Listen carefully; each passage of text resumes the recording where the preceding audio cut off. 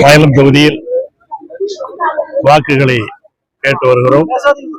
செல்லுகிற இடங்கள் எல்லாம் மக்கள் மிகப்பெரிய வரவேற்பையும் வாழ்த்துக்களையும் தெரிவிக்கிறார்கள்.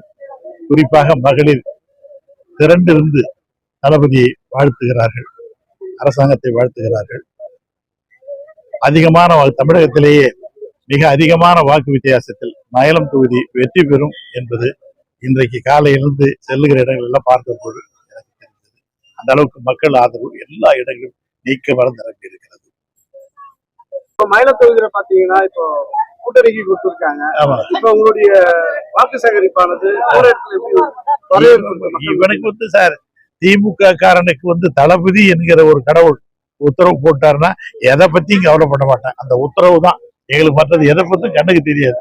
தளபதி மட்டும்தான் எங்களுக்கு கண்ணுக்கு தெரியும். அவர் என்ன உத்தரவு போடுறாரோ அந்த உத்தரவை நாங்க தலைமையில் ஏற்று நாங்க படிக்கிறோம். அதனால எங்களுக்கு கூட்டணி கொடுத்து, அதெல்லாம் கூட்டணி எங்க உறவு தானே, எங்களுக்கு உடன் பிறந்தவர்கள் தான். எங்களோடு நெருக்கமாக நாங்க அவங்களை அப்படிலாம் பார்க்கவே மாட்டோம். எங்களில் ஒருவராக நீங்க பாத்தீங்கன்னா எங்க ஆட்கள் பூரா எல்லாம் எப்படி வேலை செய்யறாங்கன்னு பாருங்க. அதனால பிரிச்சு பார்க்கற இதுவே கிடையாது. மிகப்பெரிய வித்தியாசத்தில், வாக்கு வித்தியாசத்தில் என்னுடைய அருமை சகோதரர் வெங்கடேசன் அவர்கள் மயிலம் தொகுதியில் வெற்றி பெறுவார்கள். தேர்தல் பரப்பில் தொடர்ச்சியா தனிநபர் தாக்குதலா இருக்கு.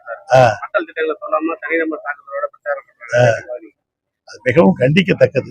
அப்படிப்பட்டதெல்லாம் இருக்க ஒரு அரசியல் பக்குவம் இல்லை என்று தெரியுது. அரசியல் இன்னும் பக்குவப்படணும். அரசியல் அப்படிலாம் பேசவே கூடாது. அதெல்லாம் ரொம்ப கொடுமையானது. அந்த வார்த்தைகள்லாம் நாங்கெல்லாம் கொதிச்சு போயிட்டாங்க. எங்க தொண்டர்கள்லாம் கொதிச்சு போயிட்டாங்க. அவள நாங்கள் கட்டுப்படுத்திட்டு இருந்தாங்க. என்னாலே கட்டுப்படுத்த முடியல. நேற்று கூட கூட்டத்தில், ஊழியர் கூட்டத்தில் பேசும்போது என்னாலே கட்டுப்படுத்தி முடியல. ஆகவே அப்படிலாம் பேசக்கூடாது. அவங்களாம் அரசியல் பக்குவம் இல்லாமதான் காரணம். நாங்களாம் 50-60 ஆண்டுகளாக அந்த அரசியல் இருக்கோம். நாங்களாம் பக்குவப்பட்டவர். திராவிட முன்னேற்ற கழகத்தில் இருக்கிற புடம் போட்ட தங்கங்கள். எங்களுக்கு விட்டு ஏன்னா பேசுறதுக்கு எங்களுக்கா தெரியாது. அப்படிலாம் பேச மாட்டோம். எங்களை எல்லாம் கட்டுப்படுத்தி வச்சிருக்கிறாங்க. அது மாதிரிலாம் அவர் பேசுறது மிக மிக தவறு. தப்ப எல்லா இடங்களும் தப்பு தப்பா பேசுறாங்க. கலைஞரை சிறை வச்சாரு அப்படின்னு பேசுறேன். என்ன அவருக்கு என்ன தெரியும்? அவருக்கு என்ன தெரியும்? என்ன நடந்ததுன்னு தெரியும். நாங்கள் கடைசி மூச்சு விடுகிற வரையில் நான் உடன் இருந்தவன்.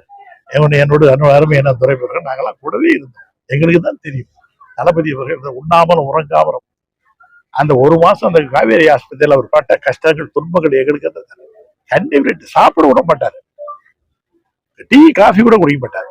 நின்ற இடத்தில் ஒற்றை காலில் நின்று விரதம் இருந்தார்கள். இந்த தலைவர் உடம்பு சரியாகி வீட்டுக்கு வரணுமே சொல்லிட்டாங்க. அவர்களும் தெரியாது, பக்குவப்படாதவர்கள். திடீர்னு ஒரு இதுல வந்த மாதிரி அவர் முதலமைச்சராகி ஏதோ ஒன்று பண்ணிட்டாரு. அவர் ஏதோ ஒரு கற்பனை பண்ணிக்கிறார். தமிழ்நாட்டு மக்கள் ரொம்ப திறமையானவர்கள். தமிழ்நாட்டு வாக்காளர்கள் சாதாரண வாக்காளர்கள் இல்லை. எல்லாம் உங்களுக்கு தெரியும்.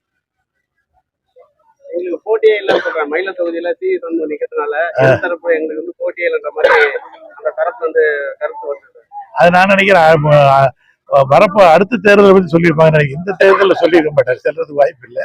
அடுத்த தேர்தலை பத்தி சொல்லியிருப்பாங்க நினைக்கிறேன்.